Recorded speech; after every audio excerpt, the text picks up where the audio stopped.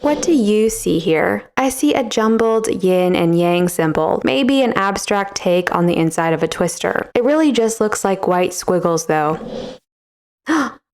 This piece is called The Girl with a Pearl Earring, created by Dutch painter Johannes Vermeer in the year 1665. It has since captivated the world and left everyone asking, who is she? Is she coming or going? What is her relationship to us? Or should I say the person she's looking at? How did Vermeer manage to create something so enchanting? Known as the Mona Lisa of the North, the girl speaks to us in unique ways. Wait, did she say something? She looked like she was about to say something. No, probably not, since this is a 3.5 century old painting and not an actual girl. But why does it feel kind of wrong to refer to this as a painting instead of a person? Like she needs to be an immortalized being forever staring at us from inside her little gold box. So let's talk about her then.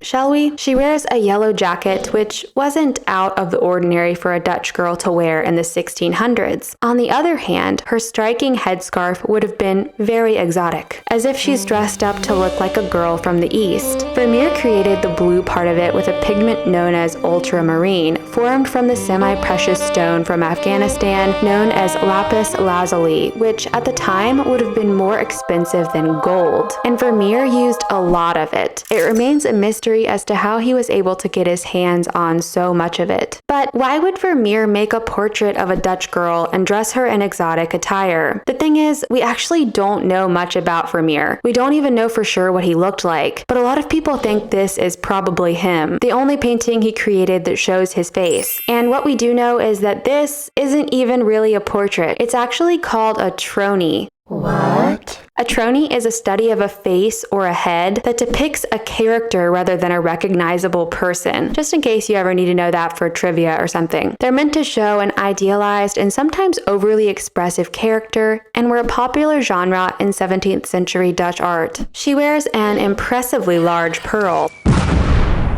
So large that many researchers believe it was actually fake, since Vermeer wouldn't have been able to afford a pearl of that size. It's more likely to have been tin or glass with a varnish to make it look like a pearl. In the 17th century, pearls were very difficult to acquire, and for that reason were a symbol of wealth. And Vermeer must have had a bit of an obsession with pearls, because he painted them over and over again. But this pearl stands out from the rest, not only because of its size, but also because it's actually all an illusion. It doesn't even have a hook to hang it from her ear, and Vermeer created it using only a few strokes of white paint. The bottom stroke of paint reflects her white collar, while the thicker paint on the top is meant to reflect the light source from above. This is a perfect example of why Vermeer is nicknamed the Master of Light.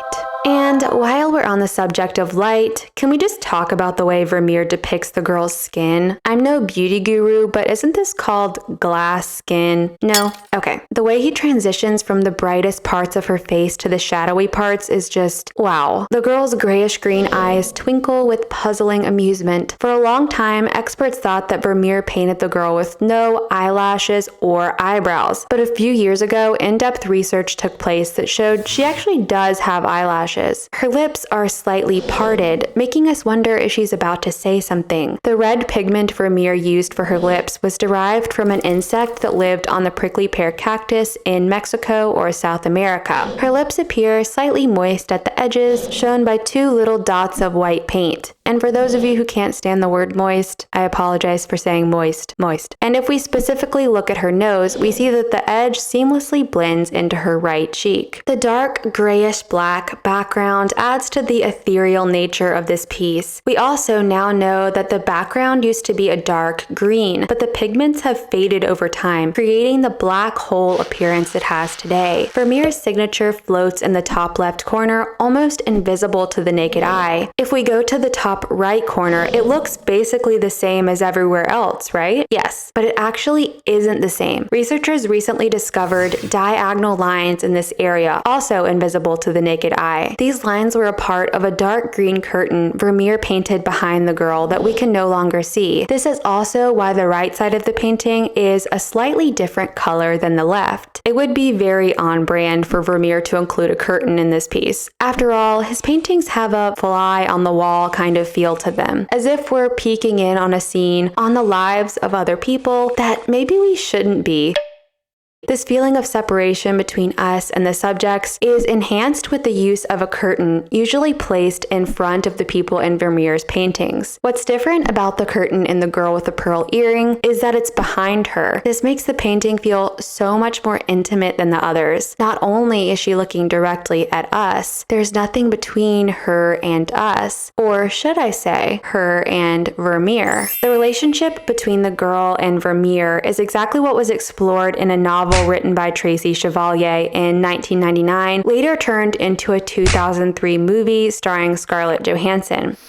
Tracy fell in love with this painting. Can we blame her? So much so that she decided to create her own story about who the girl might be. Vermeer fathered 11 children with his wife, Katerina. They lived with his mother-in-law, but somehow he was able to carve out a room in the hectic house to use for his studio. Because of this, Tracy Chevalier concluded that the girl was likely someone who was in the house a lot, someone who had access to Vermeer's studio, a servant, perhaps. I'm pretty sure she interpreted the look on the girl's face as some relational tension between the two. Conversely, some think that the girl may have been Vermeer's daughter. Yeah. I adore Vermeer's paintings. Every time I look at one, a feeling of calm rushes over me, shortly followed by a feeling of reluctance. Like I don't dare speak for fear I'll interrupt this beautiful moment in time I feel so fortunate to witness. But how was Vermeer able to capture these still, quiet moments living in such a chaotic environment and manage to make them look so real, almost photographic? Though we may never truly understand his mastery, some have speculated that he had a bit of help using an instrument called a camera obscura. Camera obscura is Latin for dark room. You can think of it as the ancestor of the modern day camera. The instrument filters a scene through a small lens, which then gets projected onto the artist's canvas. The artist would then be able to reference it or even trace it. Some believe this is how Vermeer managed to achieve such photographic realism. The idea that Vermeer used this instrument was first posed by American artist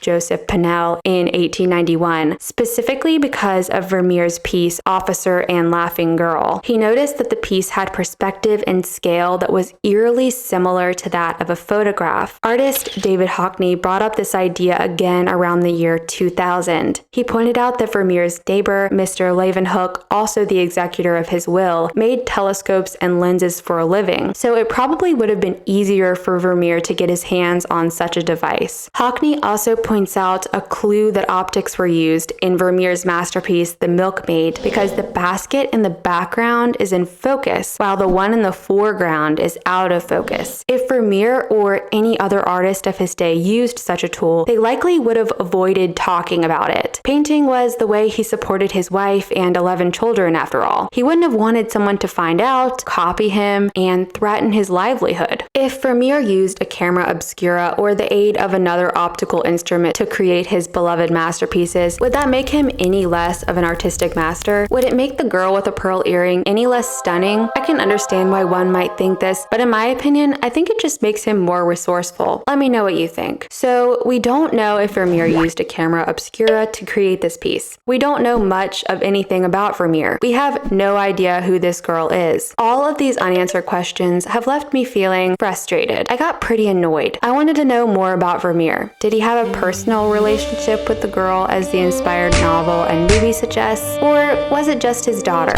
How did he create these beautiful photographic scenes that make us pause even today? For heaven's sake, why is this the only portrait of him and we don't even know if it's a real portrait? It's nice that he's smiling, but what the heck? Above all, I wanted to know who this girl was. What was her story? But if I'm honest with myself, this might be the real reason I can't look away from her. Throughout researching this painting, I would catch myself time time and time again, staring at her for extended periods of time, just completely entranced. Is she happy or sad? Is she interested or uninterested? Is she getting ready to say something or waiting for the person she's looking at to say something? Or is it none of these things? At a time when we have so much information available to us, there's something sort of refreshing about all of the mystery surrounding this piece. So when you look into her eyes, she's whoever you want her to be. She could be you, your neighbor, your friend, even your cat.